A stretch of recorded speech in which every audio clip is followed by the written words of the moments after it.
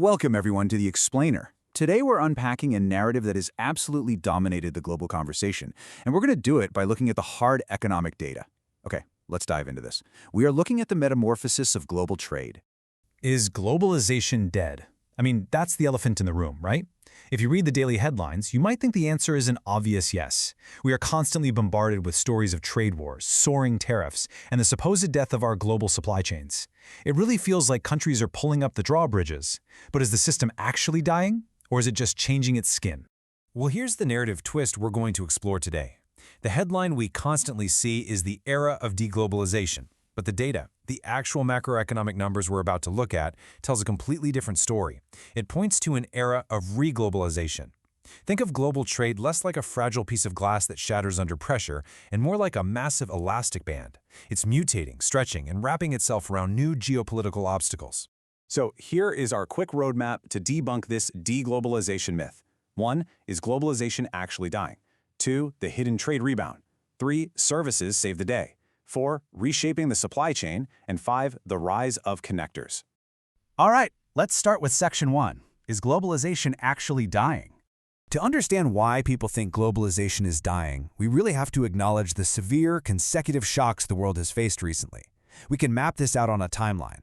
In 2018, we saw the sudden escalation of the PRC-US trade dispute, which immediately suppressed global trade activity. Then, in 2020, the COVID-19 pandemic brought the world to a grinding halt, shutting down physical logistics. Suddenly, the whole world was hoarding toilet paper, right? And in 2022, the Russian war in Ukraine introduced massive geopolitical realignments and commodity shocks. Neutrally speaking, these were unprecedented back-to-back tests of the global economic system. And you know, these shocks didn't just happen in a vacuum. They created massive, highly visible bottlenecks. We saw widespread supply shortages. I'm sure you remember when you couldn't buy a car because of semiconductor shortages. Systemic choke points in our ports were completely exposed.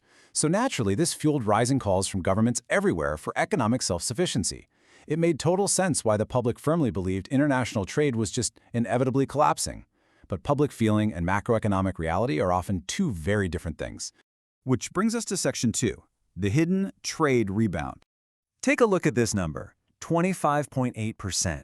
That represents the annual growth in world exports in 2021. That was the highest point of growth in 2 decades. So far from collapsing, after the initial shock of the pandemic, global trade came roaring back to shatter the myth that the system was broken. Now, let's look at exactly how that growth happened. While traditional point A to point B trade definitely hit all-time highs post-pandemic, just look at the divergence of global value chain, or GVC trade. This complex web of intermediate parts skyrocketed even faster, jumping in an incredible 34.2% in 2021. Complex multi-border trade was actually leading the recovery.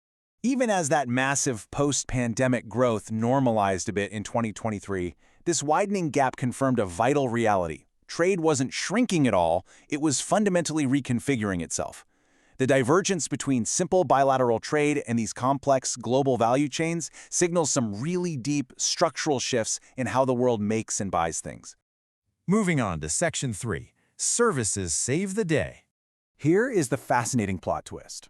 While physical cargo ships were stuck outside of ports and everyone was panicking over those physical bottlenecks, something else quietly provided a massive safety net for global trade. And this brilliantly illustrates the shift. Notice how services, that red line, crossed over physical goods starting right around 2019.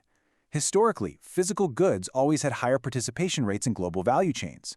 But during the pandemic and its aftermath, services overtook goods. They showed far steadier growth and resilience, softening the blow for the entire global economy. So why did this happen? Well, the why is actually quite intuitive. First, service sectors rapidly adapted to remote work. Second, digitally deliverable services, think IT, telecommunications, finance, proved incredibly resilient. And third, they have absolutely zero reliance on physical port infrastructure. A digital financial service literally does not care if there's a shortage of shipping containers in Los Angeles. This allowed a massive segment of global trade to just thrive right through the physical shutdowns. Let's look at Section 4, reshaping the supply chain. Physical goods still matter, obviously. So let's look at how the physical supply chains are actually altering their geographic paths in response to these global shocks. To measure this, economists use a term called GVC production length.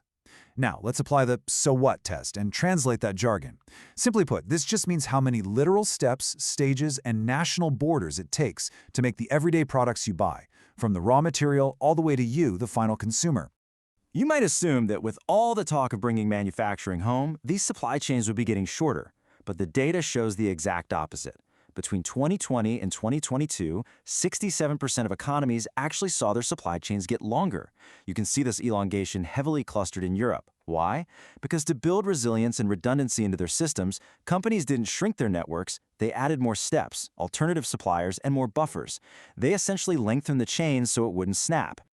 Now, what's really interesting about this slide is how the Herfindahl-Hirschman index maps trade concentration. We're looking at how geopolitical realignments forced massive shifts in where countries buy and sell between 2019 and 2024.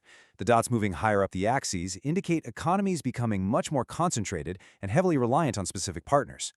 To distill that complex chart down, we essentially saw two key survival tactics emerge from the data. First, major powers swapped major partners. For instance, the Russian Federation heavily redirected its trade flows away from the West and toward the PRC and India. Second, smaller, landlocked nations like Mongolia and Bhutan, they just deepened their reliance on their immediate, larger neighbors. Simultaneously, we saw a subtle but vital shift among the absolute biggest players. Pre-pandemic, major markets constantly increased their heavy reliance on foreign value-added inputs.